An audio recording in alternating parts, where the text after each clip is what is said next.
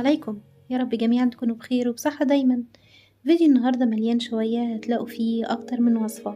أتمنى إنها تعجبكم. محتاجين الفترة اللي احنا فيها دي وصفات سهلة وسريعة وكمان مشبعة علشان خاطر امتحانات ولادنا، أو حتى المصيف أو الرحلات، أو حتى لو حابين يعني نعمل أكلة زي أكلات المطاعم، طبعا بجودة أفضل وكمية أكتر.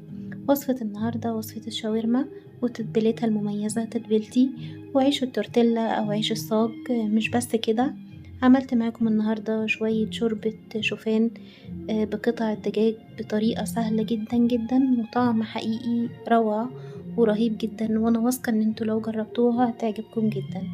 لو متحمسين للفيديو دوسوا لايك، لو مش مشتركين في القناة يشرفني طبعا اشتراككم، وياريت تفعلوا جرس التنبيه اذا حابين يوصل ليكم اشعارات بوصفاتي الجديدة قبل اي حد تاني. يلا بينا نبدأ ونقول بسم الله. اول حاجة النهاردة هنعملها معانا في الوصفة بالترتيب كده، هنعمل تتبيلة الشاورما. تتبيلة الشاورما بسيطة جدا جدا. هنجيب قطاية ونبشرها او قطايتين، يعني على حسب كمية الشاورما اللي انتي مستخدماها، قطع الدجاج، وكمان نص كوباية من عصير البرتقال، و عصير ليمونة واحدة أو ليمونتين على حسب الكمية بتاعة الفراخ اللي هتستخدميها، ومعلقة أو كوباية من الزبادي الصغيرة. أنا استخدمت هنا نص كوباية من الزبادي. أما بالنسبة نص كيلو من الدجاج عفوا. والتوابل فلفل أسود وملح وكمون وشطة وبابريكا، وكمان حطيت معلقة من الثوم المهروس، بس مش عارفة هي ما جاتش في الكاميرا ليه. ونزلت بقطع الفراخ زي ما انتم شايفينها كده، انا مستخدمه هنا نص كيلو. تقدري تزودي التتبيله على حسب كميه الفراخ اللي انت هتستخدميها.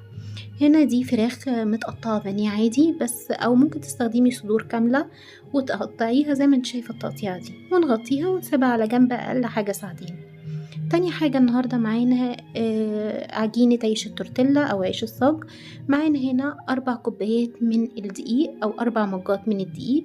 استخدمت قدامهم بالظبط كوباية ونص من اللبن الدافي، عليهم معلقة من الملح، نص معلقة من الملح عليهم نص معلقة من السكر، يعني نص معلقة من الملح ونص معلقة من السكر. لكل كوباية دقيق عليها معلقة من الزيت النباتي، وتقدري تستبدلي الزيت النباتي بأي نوع زيت. أنا مستخدمة هنا نوع زيت عافية، تقدري تستخدمي بأي نوع زيت. وهنا استخدمت نص معلقة صغيرة جدا من البيكنج باودر، بتعزز جدا العجينة. هنا اللبن اللي أنا استخدمته كوباية ونص. أنا حطيت كوباية وابتديت أعجن على حسب ما أشوف العجينة محتاجة معايا هنا قد إيه. مرضتش أعجن في العجان لأن أنا حبيت أوريكم قد إيه العجينة سهلة وبسيطة، مش محتاجة عجان ولا أي حاجة. يعني اللي ما عندهاش عجان تقدر إن هي تعمله، هيكون معاها بيرفكت جدا ومظبوط، ومن إيديكي هيطلع زي الفل. تبتدي تعجني فيها، هي بتلم بسرعة لأن المقادير معانا هنا مظبوطة جدا. هتبتدي تحطي كوباية اللبن وتعجني. لو لقيتي العجينة محتاجة مية تبتدي تحطي النص التاني. هتسيبيها تريح نص ساعة، نص ساعة بس، لأن احنا هنا مش محطين خميرة ولا أي حاجة، فاحنا مش محتاجينها تخمر، احنا محتاجينها بس تريح شوية. وابتدي بعد كده اقطعها طبعا الحجم اللي انتي حباه. طبعا حابة حجم الرغيف يكون كبير، حابة حجمه يكون صغير، ده طبعا على حسب تقديرك انتي، وانتي عايزة شكله يكون عامل ازاي، وانتي عايزاه يكون لايه، فاهماني؟ فانا حبيت هنا ان يكون الحجم صغير، تقدري ان انتي تكبريه. طبعا انا قطعتها كده وابتديت بقى على حسب ما ايه، يعني انا شايفة حتة بحاول ان انا بالنظر كده، مش محتاجة ان انا اوزن، بالنظر كده. يعني ابتديت لو لقيت حتة كبيرة شوية اخد منها واسيبها واكون منها حتة تانية. الاربع كوبايات دقيق مع كوباية ونص اللبن مع نص معلقة الملح ونص معلقة السكر ونص معلقة صغيرة من البيكنج باودر، عملت معايا بالظبط 16 رغيف او 17 رغيف صغير، يكاد يكون متوسط. لكن لو انت حابة ان هو يكون كبير هتعملي منه 14 رغيف. طب في نقطة تانية هنا، بعد ما ريحتها نص ساعة وابتديت اديلها تدويرة كده زي ما انتوا شفتوا معايا دلوقتي، هبتدي بقى ابططها كده على الرخامة. طبعا مش محتاجة اقول لكم ان الرخامة هتكون طبعا نظيفة جدا ومعقمة عشان تبتدي ترشي عليها رشة دقيق. ما تخافيش، الدقيق ده مش هيخليه يابس ولا اي حاجة. وتبتدي ان انتي تفرديها بالنشابة بتاعتك، وعلى حسب زي ما انتوا شايفين سمكها بالشكل ده.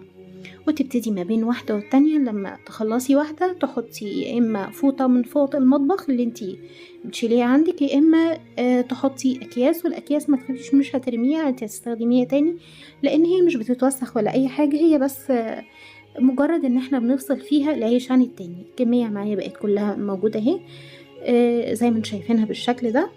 وهقولك دلوقتي لما تكوني حابة ان انتي تحفظي العيش ده هتحفظيه ازاي.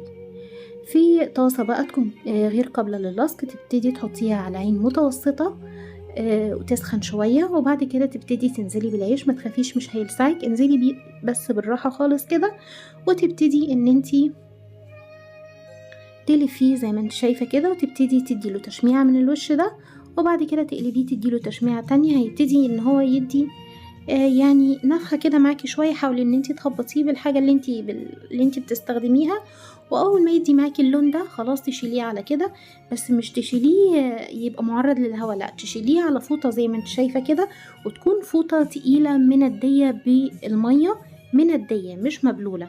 ودي كمية معاكي كلها اهي. تقدري في الحالة دي بقى ان انتي تحطيها في الفريزر ما بين الطبقة والتانية كيس بلاستيك زي ما انت شايفة كده، وتقدري تستخدميها في اي وقت تاني. شايفين طري ازاي؟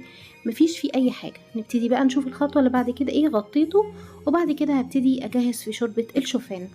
الشوفان اللي معايا ده انا نقعاه من نص ساعة او ساعة الا ربع، وكوباية من الشوفان نقعتها في المية، وبعد كده سبتها. حط في الحلة بصلة مبشورة مع زيت طبعا، وبعد كده بصلة مبشورة. في الشعلة التانية ابتديت اطلع الفراخ بعد ساعتين او 3. كل ما هتقعد طبعا في التتبيلة هتكون احسن واحسن، يعني هتديكي طعم وتست عالي قوي، لان هي طبعا هتكون شاربة التوابل حلو جدا. هنا في الحلة اللي انا هعمل فيها الشوفان، بعد طبعا ما البصلة وصلت للحالة دي، تقدري تحمريها في سمنة او في زبدة او في زيت. خلاص هتبتدي تنزلي ب يعني شريحة واحدة من قطع الدجاج المتقطع صغير، شريحة واحدة بس خلاص. وبعد كده هتبتدي تصفي الشوفان من المية اللي كان منقوع فيها، كوباية الشوفان، وبعد كده تبتدي تنزلي عليها على البصلة.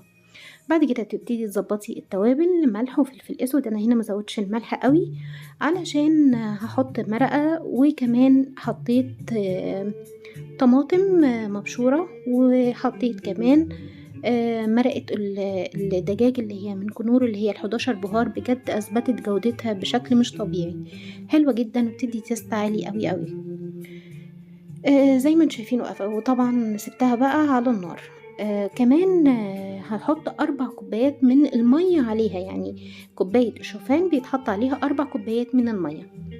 هنا بعد ما شوحت الفراخ في معلقة زبدة على معلقة سمنة على معلقتين من الزيت، هبتدي اطلعها وما اغسلش الطاسة او الصينية اللي انا كنت بشوحها فيها، هسيبها. وبعد ما الفراخ تبرد هقول لكم هنعمل ايه. طبعا قطعت الفراخ بقى، قطعيها بعد ما تبرد هتلاقيها بتتقطع معاكي شرايح رفيعة جدا جدا، زي شرايح الشاورما اللي انتي بتشوفيها بره بالظبط. تقدري تتحكمي في رفعها، طبعا بتتقطع شرايح، طبعا شاربة التتبيلة حلوة قوي قوي. دلوقتي انا نزلت بشرايح من البصل متقطع سلايز، على شوية من الفلفل الاخضر. طبعا الكمية دي تقديرية، يعني مثلا بصلتين متوسطين على 3 من الفلفل اللي هو الرومي، او الحبة ان تبقى سبايسي مفيش مشكلة. بوريكي دلوقتي الشوربة بعد 10 دقايق بالظبط كانت مظبوطة جدا، وتقدري كمان تتأكدي من الملح بتاعها على حسب ذوقك. نزلت بعد كده، مش هطول قوي في المرحلة بتاعت البصل مع الفلفل على النار قوي، هسيبها كده تاخد من طعم الصينية والطعم السمنة والزيت اللي فيها، وبعد كده هنزل بقطع الفراخ. ابتدي اديلها تقليبه صغيره جدا، على اساس انا مش عايزه البصل يدبل ولا اي حاجه خالص، انا عايزاه يدي قرشه بسيطه كده علشان يبقى طعمه بالظبط بالظبط زي بتاع بره بالظبط. وبعد كده هنزل بيه يعني شويه كده من الكزبره، رشه بسيطه جدا، وخلاص هقفل على كده. في المرحله دي تقدري ان انتي تولعي فحمه وتحطيها على ورق فويل وعليها نقطه زيت، وتغطي الصينيه لو انتي حابة الشاورما بتاعتك تكون بطعم الفحم. وهنا بقى نبتدي نبني الساندوتش بتاعنا. زي ما انت شايفة كده حجمه متوسط، ينفع معاكي في الرحلات، ينفع معاكي لو ولادك رايحين يعني زي الأيام اللي احنا فيها دي، رايحين من أول اليوم لآخره طبعا في المدرسة وفي الدروس، فتبقي متأكدة ان هما بياكلوا أكلة كويسة ومغذية. شوربة تحفة زي ما انتوا شايفينها بالشكل ده، والساندوتشات عملت معايا 16 أو 17 ساندوتش مش فاكرة بالظبط. وطبعا تقدري تحمري بطاطس، طحينة، كاتشب، مايونيز، زي ما انت عايزة بقى. اعملي اللي انت عايزاه زي ما انتوا شايفين بالشكل ده. اتمنى الوصفة تكون عجبتكم، بالهنا والشفا مقدما لكل اللي هيجربها. اتمنى من كل قلبي ان اكون قدرت اوصل كل معلومة. لو عجبكم الفيديو بقى دوسوا لايك، لو مش مشتركين في القناة اشتركوا وفعلوا جرس التنبيه اذا حابين يوصل ليكم اشعارات بوصفاتي الجديدة قبل اي حد تاني. دمتم في امان الله، والسلام عليكم ورحمة الله وبركاته.